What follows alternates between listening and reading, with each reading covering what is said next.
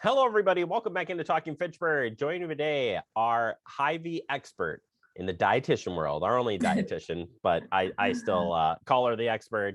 It's Andrea Miller. Andrea, welcome back to the show. How are you doing today? Thank you. I'm doing great. You are like in the middle of the aisle. Like, are you blocking Yes. people from their shopping experience? Yeah, we had to close down the aisle for this segment. So let's speed it up a litit bit here. So I don't All right, you got it. problems. If somebody runs in the back of you, we'll just cut that out. Certainly. Yeah. Today we're taking on an interesting topic, and it's October is Celiac Awareness Month, and there's a lot of questions surrounding this. Going to a gluten-free diet, just gluten itself. It's kind of a big world now, as a lot of things are, I guess, really say. But overall, when you take a look at this month in this specific disease, what does it mean? Yes. So it's good to remember that when we're talking about a gluten-free diet for someone with celiac disease, this means that when this person ingests gluten, their immune system has a negative response to it, and it actually damages the lining of their small intestine. So a lot of foods get started with digestion or finish digesting in the small intestine. And for these folks, it's a genetic disorder that the gluten actually damages their intestines. So symptoms can vary, but pretty much internally what's going on is pretty dramatic and pretty consistent from person to person. Is it a hard disease to figure out that's the gluten is causing this issue? Because you hear a lot of people say they have stomach issues, they have, right. name it, whatever the case may be. So diagnose wise, it's got to be pretty difficult. Right. Yes. And over the last few years, it's been becoming a little bit more mainstream, I guess, or a little bit more easily identified and easily diagnosed, or readily diagnosed, I guess, however you look at it. But the big recommendation here is it should be diagnosed by medical professionals. So the traditional method is blood test, which that usually indicates something to go further with a small biopsy. Gotcha. So you're taking basically a biopsy of the small intestine, okay? Small bowel biopsy, I guess is what I was trying to say. So you're taking a biopsy or a look at that internal villi is what that's called. And when they see the damage, that's what really helps indicate that celiac disease is present. Now, what happens a lot, which is not recommended, what happens a lot is folks will say, well, I think I have an issue with gluten, so I'm just going to take it out and see what happens.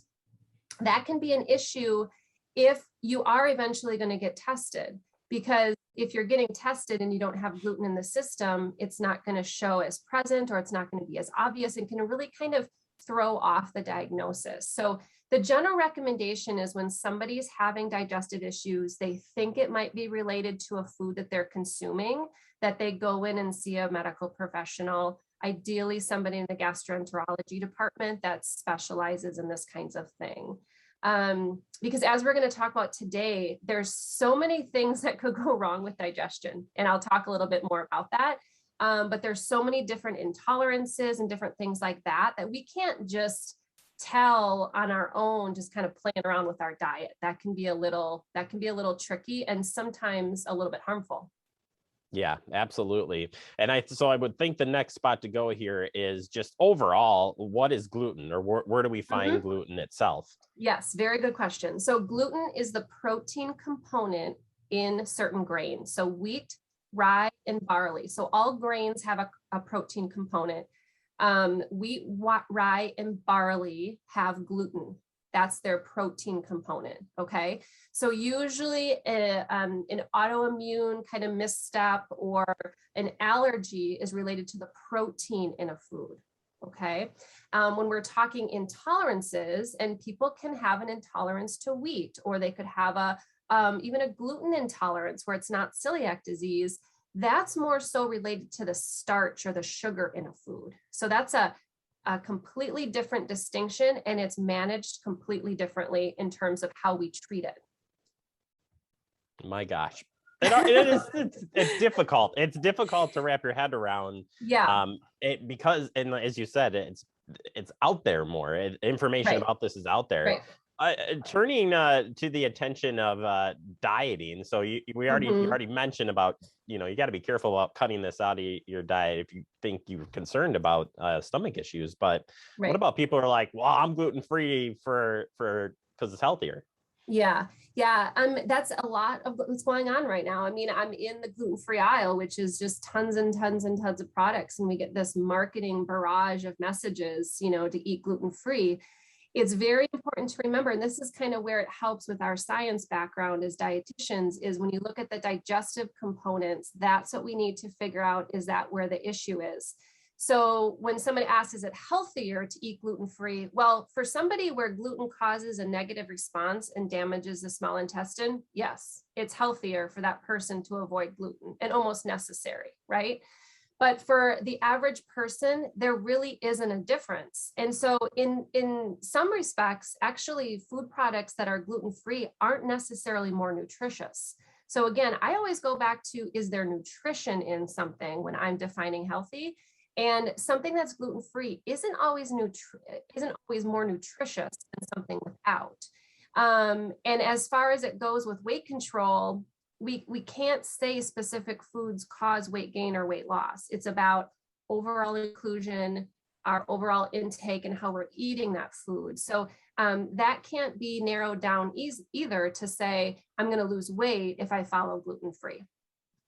So if you're looking at different dieting tips, what is there a way to still use some of the gluten-free products as a substitute for something? I always think of a substitute of one of my favorite, you name whatever, and it would help in that healthier eating diet.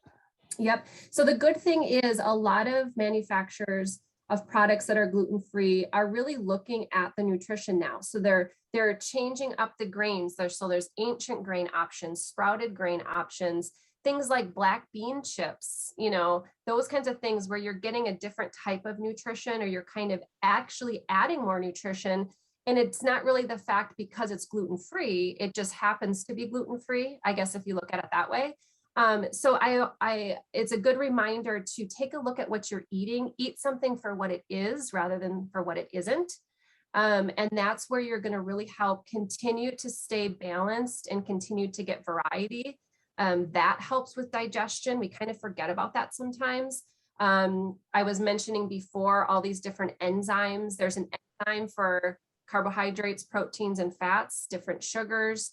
And so if we eat balanced, we eat a variety, that whole process keeps working really well.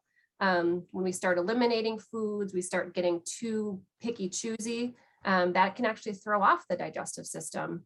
So those are good things to remember.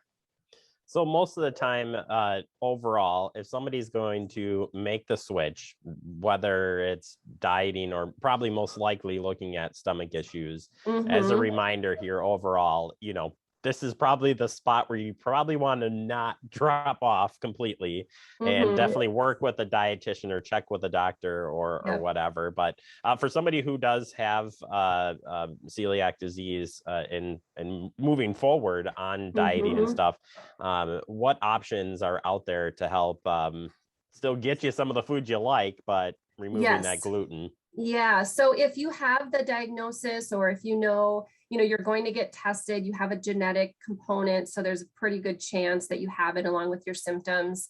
Once you have that, that's when we really encourage having the advice and seeking out a dietitian that can help apply that information, because really the only treatment is following gluten-free for the rest of your life. And so it can be done, and in this day and age, it can be done very well. And so what we can do is we understand the science, we understand the digestion, and we can help people apply that, find foods that fill those nutrient gaps. So we're not talking about compromised nutrition.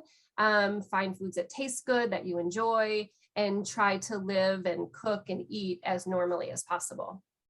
You may have the most interesting job on the planet because of how many different ideas, topics. Like somebody can walk in and say, Well, Yeah. I may or may not be gluten, but you know what, Andrea, I need you to find me something to replace this with that and Yeah. still make it taste good. My Yeah. goodness.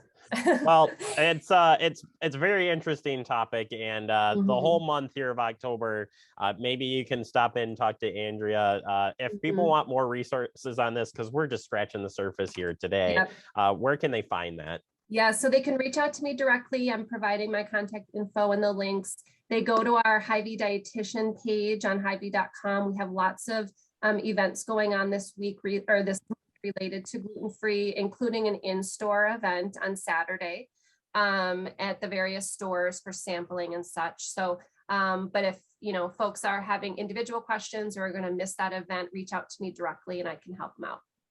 All right, Andrea, thank you so very much for your help. And now get out of that aisle so people can start shopping, Yeah, okay?